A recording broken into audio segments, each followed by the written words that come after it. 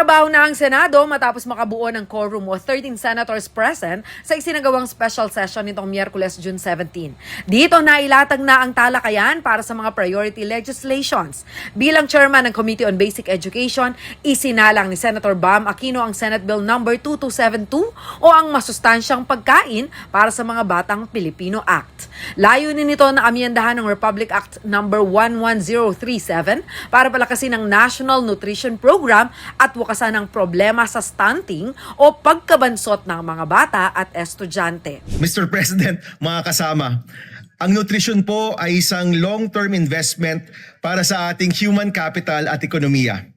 Ang mga batang malusog ay mas may pagkakataong magtagumpay sa paaralan, maging produktibong bahagi ng ating workforce at makapag-ambag sa pag-unlad ng ating bansa.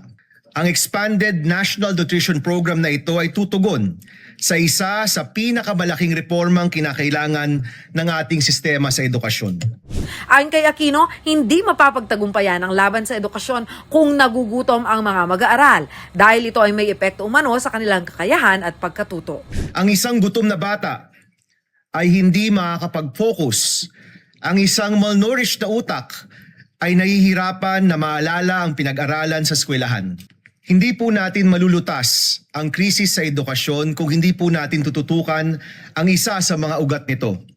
Ang kakulangan sa nutrisyon na nagsisilbing hadlang upang epektibong matuto ang mga estudyanteng Pilipino. Maliban dito, tinututukan din ng senador ang kapapasa pa lamang na Last Mile and Giday Schools Act na layong magtayo ng eskwelahan, kalsada at maglagay ng internet connectivity sa mga malalayong komunidad o geographically isolated and disadvantaged areas. Sinusuportan din ni Senator Bam ang pagpulido sa Assistance to Individuals in Crisis Situations o AICS Act upang matiyak na tapat, transparent at walang pamumulitika ang pamimigay ng ayuda ng gobyerno. Kasama rin sa kanya mga isinusulong ang Anti-Political Dynasty Law, Presidential Merit Scholarship Program, pagtatayo ng National Center for Geriatric Health para sa mga senior citizens, gayon din ang pag-aayos sa Government Assistance to Students and Teachers in Private Education Act. Simulan po natin ang pag-unlad ng ating bansa sa pinakapundasyon.